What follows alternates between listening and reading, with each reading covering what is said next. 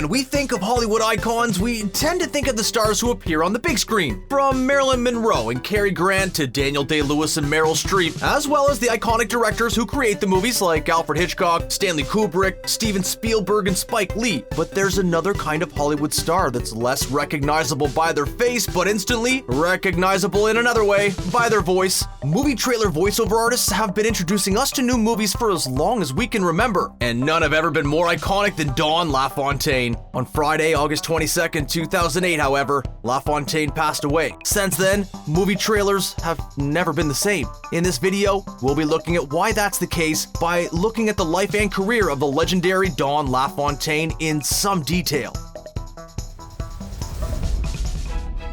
Donald Leroy LaFontaine was born on August 26, 1940 in Duluth, Minnesota. He had a relatively normal childhood for the time period, and one of the most important days of his life happened when he was 13 years old, but he didn't realize it at the time. His voice cracked in mid-sentence, giving him the amazing bass tones that would later bring him so much fame, fortune, and success. After he graduated from Duluth Central High School in 1958, he enlisted in the United States Army and worked as a recording engineer for the Army Band and Chorus, which really was the platform from which he went on to become such a recognizable voice in the world of entertainment. He continued to work as a recording engineer after being discharged from the Army and began working at the National Recording Studios in New York City, and it was there, in 1962, that he was given the opportunity to work with producer Floyd Peterson on radio spots for 1964's iconic Stanley Kubrick movie, Dr. Strangelove. Peterson took on board and indeed implemented a number of LaFontaine's ideas for the spots, and in 1963, they went into business together, producing advertising exclusively for the movie industry. LaFontaine claimed that it was this company who first came up with many of the famous movie trailer catchphrases, including his own future signature phrase, "In a world," which was used in dozens of trailers over the years. His biggest break came while working on Roy Rowland's 1964 Western Gunfighters of Casa Grande, as the original voice actor became unavailable, and LaFontaine had to fill in. So the producers had something to present to MGM, and after MGM brought the trailers LaFontaine featured in, he realized that he had a talent for it and began a career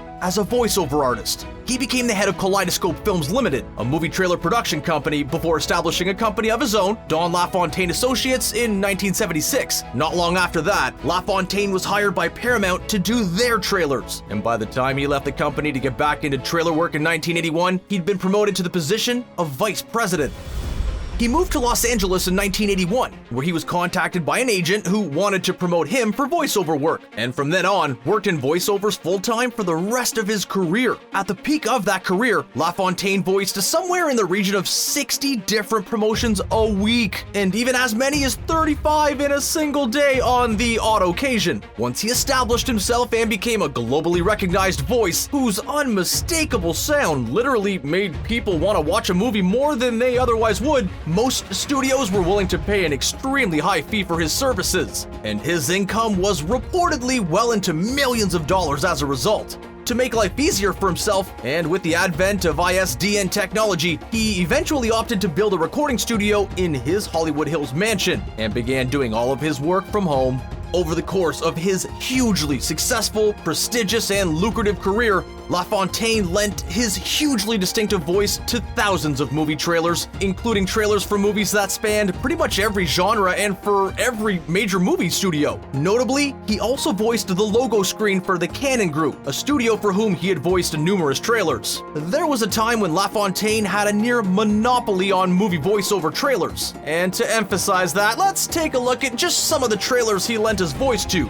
There was 1980's Friday the 13th, 1984's The Terminator. Then there was 1990's The Hunt for Red October, Home Alone, Die Hard 2, Death Warrant, and Darkman, 1995's Die Hard with a Vengeance, Sudden Death, and Mighty Morphin Power Rangers, the movie. Later, there was 2000's Pokémon, the first movie, Scream 3, Digimon, the movie, and The Emperor's New Groove, and 2007's Rush Hour 3 and The Simpsons movie. In 2007, however, LaFontaine stated that out of all the trailers he did, his favorite work was for the 1980 biographical movie The Elephant Man. Although, according to a response to a question about that topic on his official website, he had several trailers which stood out in his mind as his favorites and couldn't actually possibly choose just one. Can you imagine the kind of life he must have had?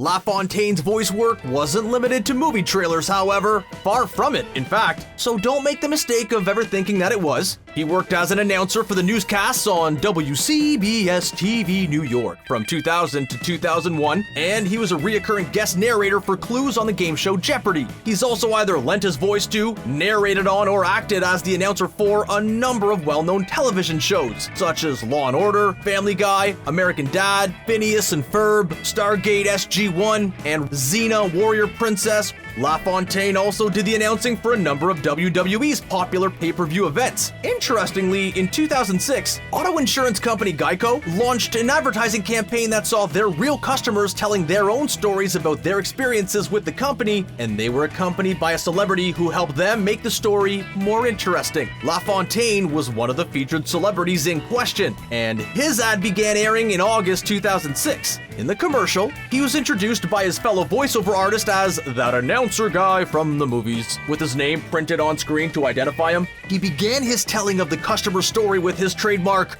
"In a world," which was fantastic, but he credited the spot as life-changing for having exposed his name and face to a significant audience, and has been quoted as saying, "There goes any anonymity I might have had." He also appeared on NPR's Wait, Wait, Don't Tell Me on May 14th, 2005, when he played Not My Job, a game in which famous people had to accurately answer questions that were totally unrelated to their chosen professions. The prize, for a listener, not the contestant, was Carl Cassell's voice on Your Home Answering Machine. And while LaFontaine didn't win his game, he still offered to record the listener's answering machine message himself. He once said that he actually rather enjoyed recording such messages, because it allowed him to be creative and create unique lines of dialogue rather than following a script.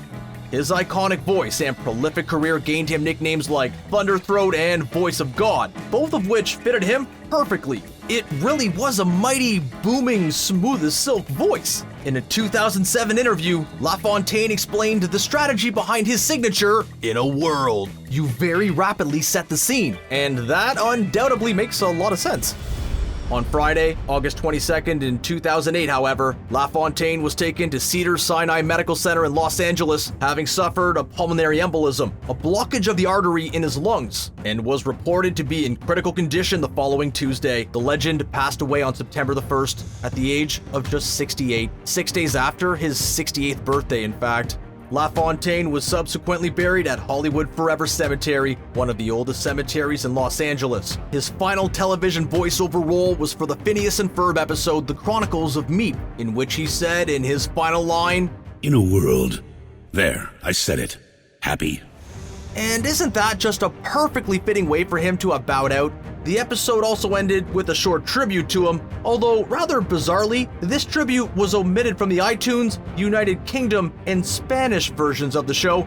Wow. His final movie trailer voiceover was for Call and Response, a documentary by Fair Trade Pictures about the global slave trade, and he donated his talent free of charge. It was released a month after he left this mortal coil. Don LaFontaine left an absolutely huge legacy behind him, and his passing left a huge hole in the world of entertainment, and it hit a lot of people hard. On September 6th, 2008, America's Most Wanted showed a visual with a picture of him with words below that simply said, "In Memoriam, Don LaFontaine, August 26th, 1940 to September the 1st, 2008. The show's host, John Walsh, had emotionally announced prior to the dedication sign that LaFontaine, who had been the show's announcer for 20 years since 1988, had lost his life.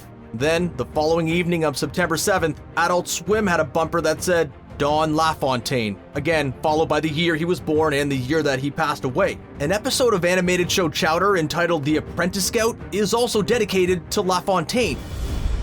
Rather heartbreakingly, LaFontaine's fellow voiceover artist and friend, John Leader, retired from the voiceover business entirely on September the 1st, 2008, upon learning of LaFontaine's death. But perhaps most poignantly, LaFontaine was referenced with movie clips of his work and several subsequent verbal homages in the 2013 movie In a World, which was written and directed by Lake Bell. The movie was about a vocal coach, played by Bell, who was intent on doing voiceover work for movie trailers, and it featured a fictional news show called The Amazon Games, which planned to bring back the "In a World" line in its promos. The movie's title was, of course, inspired directly by that line, which was obviously LaFontaine's most iconic line of dialogue. Sweetie, I'm in the middle of recording. You have to keep absolute silence, okay? I didn't Absolute know silence. Donald Leroy LaFontaine accumulated a body of work that ensures that he'll never, ever be forgotten. And even if you'd never heard his name or seen his face before watching this video, we can guarantee that you've definitely heard his voice before. Should movie trailers with voiceovers ever make a return to prominence, and we think they should, very few living voiceover artists have what it takes to replicate LaFontaine's influence on them. Only British star Red Pepper even comes close, and even he would admit that he's no Don LaFontaine. Rest in peace, Thunderthroat.